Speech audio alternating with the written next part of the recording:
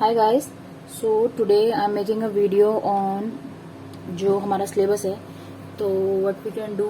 और एक्चुअली क्योंकि जो साइकोलॉजी का सिलेबस है वो कहीं पे भी मेंशन नहीं है, मतलब बिल्कुल भी मेंशन नहीं है। सिर्फ उसमें लिखा होता है जनरल मतलब साइकोलॉजी आएगी आपकी, और वो आपको फिर अपना हिसाब लगाना होता है कि पीआरटी में कितनी आएगी, पीजीटी, टीजीटी या ईवीजीसी काउंसलर लेवल पे कितनी आएगी। ठीक है, सो आई क्लब्ड इट ऑल।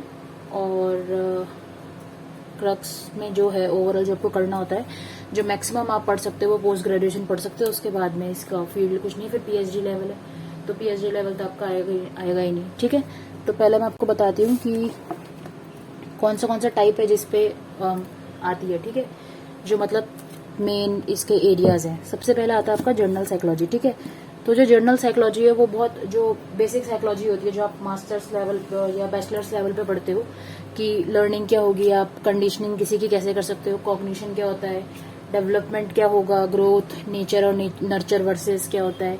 ये आपने अगर टीचिंग में बीएड या बीएलएड करते हो तो उसमें भी आप नेचर वर्सेस नर्चर का जो डिबेट था स्किनर वगैरह का वो पढ़ा होगा आपने। ठीक है, तो सबसे पहला जो आपका जर्नल साइकोलॉजी है उसके अंदर आपका यही सारा पार्ट आता है। मतलब जो भी आपका जैसे फर्स्ट सोशलाइजेशन कहाँ होता है, जो आपका फैमिली है वो है, सेकंड सोशलाइजेशन कहाँ पे है, ये सारी चीजें आपके जर्नल साइकोलॉजी के अंदर आती हैं। ठीक है, उसके बाद आती है आपकी सोशल साइकोलॉजी। तो सोशल साइकोलॉजी में आप इस बारे में पढ़ते हो कि ग्रुप्स कैसे फॉर्म होते हैं, ग्रुप्स के अंदर जो गुटबाजी होती है वो किस वजह से होती है, अगले को कैसा फील होता है, आप क्या कर सकते हो ग्रुप के अंदर एक मैक्सिमम जो आपका आउटपुट है वो आए, और ग्रुप्स कितने तरह के होते हैं।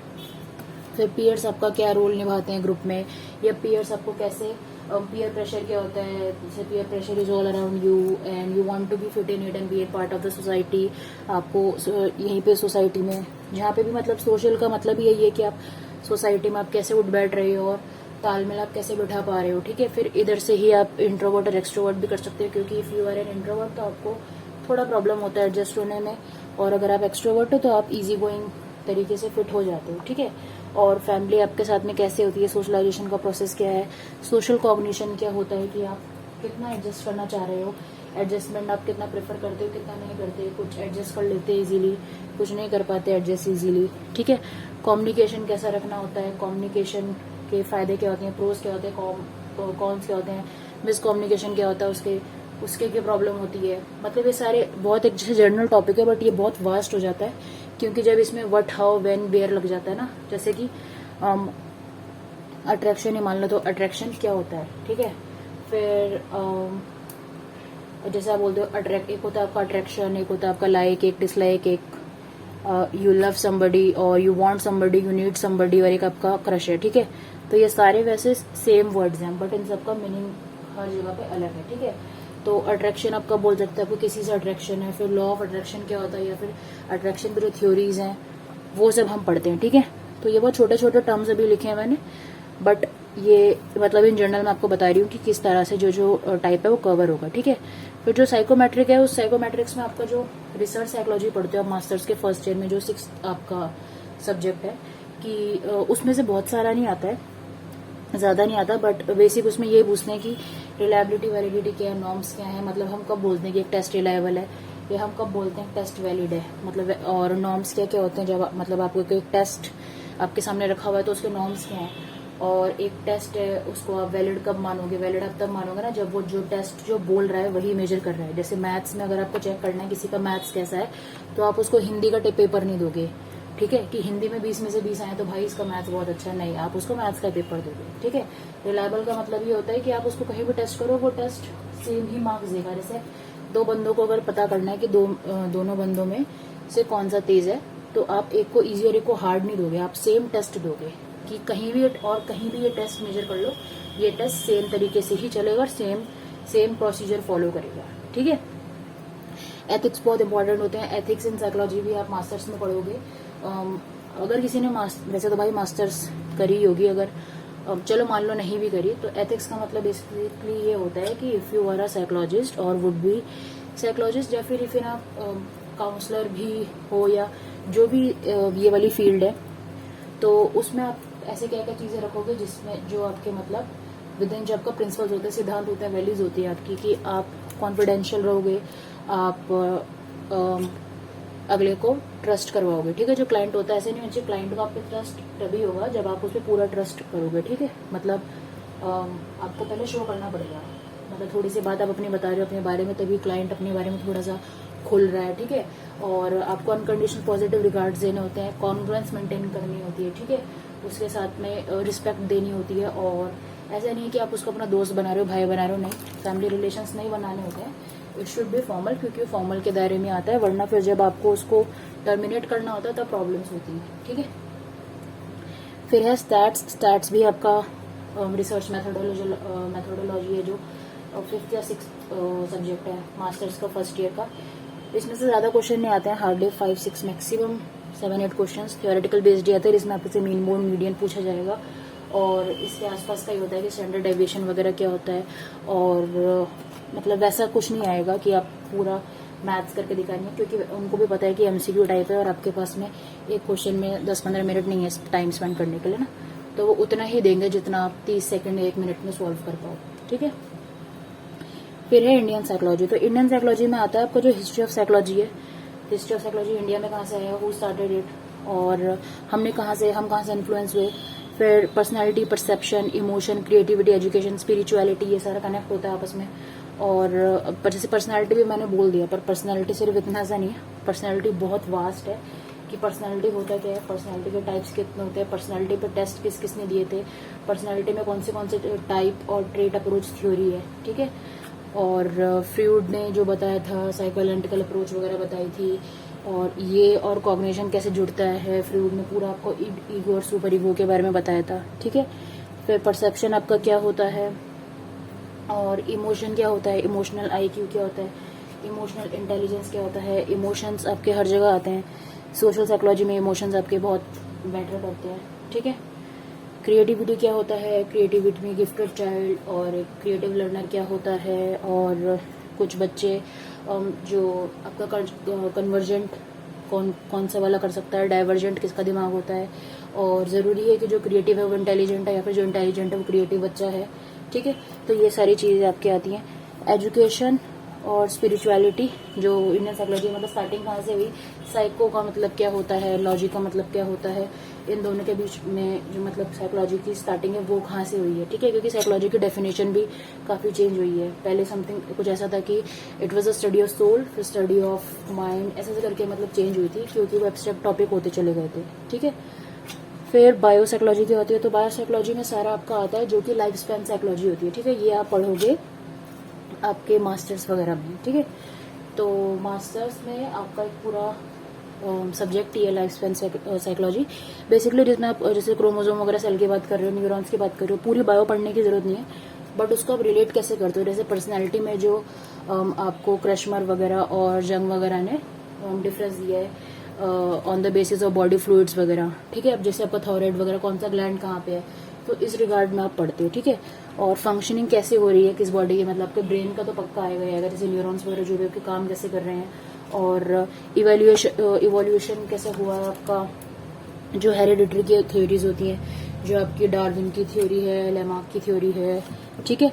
और ग्रोथ सबसे इम्पोर्टेंट, ग्रोथ क्या होता है, ग्रोथ वर्सेस डेवलपमेंट क्या होता है, प्रिंसिपल्स ऑफ डेवलपमेंट क्या होते हैं, प्री नेटल डेवलपमेंट क्या होती है, लाइफ स्पैन डेवलपमेंट क्या होता है, स्टेजेस ऑफ डेवलपमेंट जो पियाजे वाइगोत्स्की वगैरह सभी ने डेवलपमेंट की थ्योरीज दे रखी हैं स्टेजेस वाइज की, फिजिकल बच्चे का कैसे कैसे स्टार्ट होता है, ठीक है। और स्ट्रेस वगैरह क्या होता है, बिहेवियर स्ट्रेस में जो आपके हार्मोन्स वगैरह है वो कौन से सीक्रेट होते हैं, ठीक है। बिहेवियर में भी आपका ये सब आ जाएगा। फिर एक एबनॉर्मल साइकोलॉजी, तो इसमें जो भी आपके डिसऑर्डर्स हैं उनके सिम्टम्स के हैं, भी बहुत इंपॉर्टेंट है।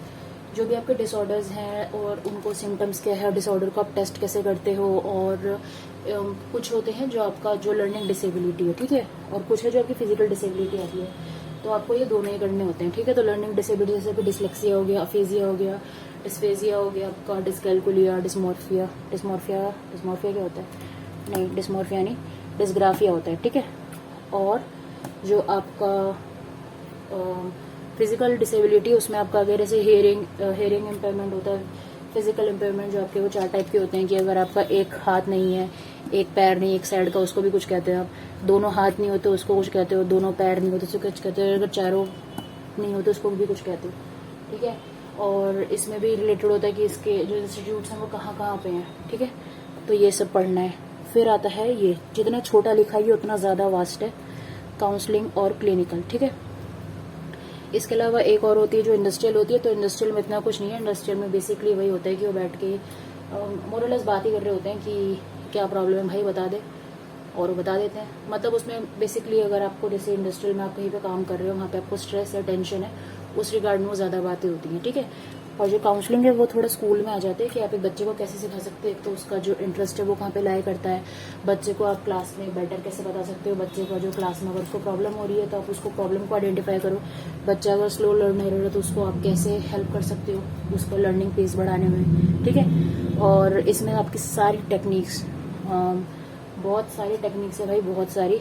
MAPC का मैंने ऑलरेडी बहुत सारी वीडियोस बना रखी हैं, तो आप वो वीडियोस कंसल्ट कर सकते हो अगर आपको वो सिलेबस कवर करना है, ठीक है। और फिर है क्लिनिकल। इसमें मैंने पोस्ट ग्रेजुएशन की भी बना रखी है जो काउंसलिंग से ही रिलेटेड है, तो आप वो भी देख सकते हो। बस शायद पोस्ट ग्रेजुएशन वाले में मैंने टॉपिक नहीं लिखा हुआ, मैंने चैप्टर 1 चैप्टर 2 लिखा हुआ है, ठीक है। और क्लिनिकल में आपकी थेरेपीज आती हैं, ठीक है। तो ये आपका लमसम का सम सिलेबस है। ये आपका EVGC जो काउंसलर है उसका सिलेबस है। और PRT में आप ये कर सकते हो, PGT लेवल पे कर सकते हो। मतलब ये मैक्सिमम है भाई, मतलब आपका ये BLED included, masters included, PGDGC included, और जो भी मतलब जितना मुझे गूगल पे मिला मैंने सारा चेपा हुआ है, ठीक है। इसमें से अब ये देखो 2 पार्ट्स में मैंने डिवाइड करा हुआ है। एक तो होती है आपकी थ्योरीज, ठीक है, और एक होता है आपका, कहाँ गया, टॉपिक, ठीक है। तो 2 तरीके से आप इसको डिवाइड कर सकते हैं क्योंकि थ्योरीज बहुत इंपॉर्टेंट होती है। और थ्योरीज मैंने आपको करानी स्टार्ट कर दी है, हम 20th थ्योरी पे हैं। मैंने लास्ट आपको कौन सी कराई है, मैंने कराई है रॉबर्ट गगनेस कंडीशंस ऑफ लर्निंग, ठीक है। तो हम 20th टॉपिक पे अपने, बट हमको भी बहुत कवर करना है। तो जो मैंने देखो कवर करा, जो थ्योरीज है वो कौन सी आएंगी, Galton's theory of heredity, Mendel's theory of heredity, Darwin's theory of heredity, Lamarck's theory of heredity, ये सारा आपका किस में आ गया, बायो में, ठीक है। एक्चुअली ये सारे वैसे इंटरकनेक्टेड है तो इतनी टेंशन लेने की जरूरत नहीं है, बट आपको थ्योरीज आनी चाहिए, ठीक है। फिर आपका कॉग्निटिव डेवलपमेंट से आ रहा है पियाजे की theory of cognitive development, Brunner's theory of cognitive development, social culture theory आपने को वाइगोत्स्की ने दी थी, कॉलबर्ग्स थ्योरी ऑफ मॉरल डेवलपमेंट पियाजे ने दी थी, मॉरल डेवलपमेंट की कैरल गिलिगन ने दी थी, एरिक एरिक्सन ने दी थी, साइको सोशल डेवलपमेंट, थॉर्नडाइक ने दिए थे laws of learning, Watson's learning theory. यह भी सारा आपको बहुत वैसा लग रहा होगा कि अगर किसी ने थोड़ा कुछ छोड़ा हुआ या नहीं पढ़ा है, क्योंकि वैसे डरने की जरूरत नहीं है, मतलब इतना हार्ड भी नहीं है, बस आपको बेसिक पता होना चाहिए कि क्या है, ठीक है। पैवलोव्स क्लासिकल कंडीशनिंग थ्योरी स्किनर ने ऑपरेंट दी थी, वोल्फगैंग खोलन इनसाइट थ्योरी दी थी अपनी, लुबिन्स फील्ड थ्योरी क्या कहती है, मास्लोस सेल्फ एक्सेलरेशन थ्योरी क्या है, Albert Bandura social learning theory, models of Gagne's conditioning of learning. फिर मैंने गगने बोले, एक और क्या था ये, गंगी, पता नहीं, गजनी बोलते हैं इसको। फिर जो आपकी पर्सनैलिटी उसमें रहती है आपकी टाइप अप्रोच 3-4 बंदों ने दी थी, हिपोक्रेट, गेटन, क्रिश्मर, शेल्डन, जंग, और टेट अप्रोच आपकी दी थी एल्पोर्ट ने, ठीक है। और इसके बाद कहाँ है, इसके बाद साइको एनालिटिकल अप्रोच जो फ्लूइड ने दी थी, जिसमें ईडिगो सुपर ईगो की बात करते हैं, ब्लूम्स टेक्सोनॉमी। फिर इंटेलिजेंस आपका very very very very very important, जो आपका 1 factor theory was given bye Bennett, Alfred Bennett, 2 factor theory was given bye Spearman, multi factor theory Thorndike ने दी थी, मल्टीपल इंटेलिजेंस थ्योरी दी थी गार्डनर ने, group factor theory दी थी Thurstone ने, ट्रायर्की theory दी थी स्टैंडबर्ग ने, Cattell and Horn theory was given by Cattell, emotional intelligence Salovey Mayer ने दी थी, Guilford's theory of intelligence of course Guilford ने दी थी, ठीक है। Then Wechsler's intelligence test, Gandhi's basic education, ठीक है। तो अभी ये मैक्सिमम थ्योरीज हैं जो मुझे लग रहा है कि आपको आएंगी।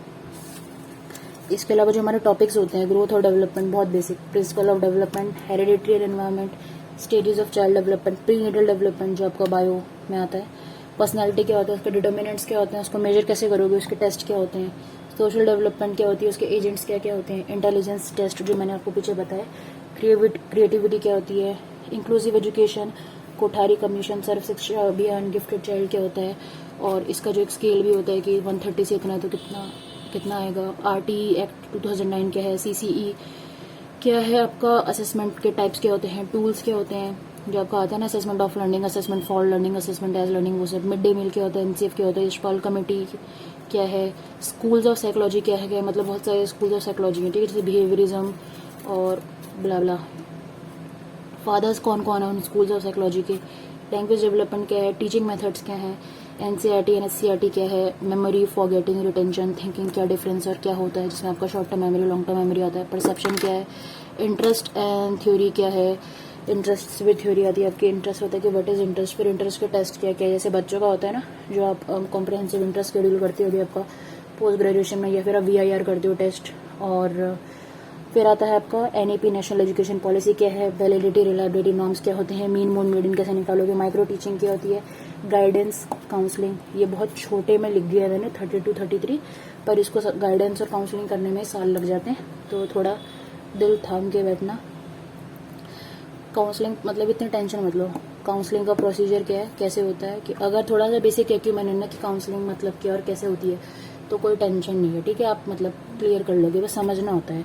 इसके टेस्ट क्या है, एसेंशियल्स क्या है, मेंटल हेल्थ क्या है, स्ट्रेस और कॉन्फ्लिक्ट को कैसे आप मैनेज करोगे, और क्या क्या होता क्या है, कैसे आता कैसे है, सोसाइटी कैसे इफेक्ट करती है आपको, ठीक है।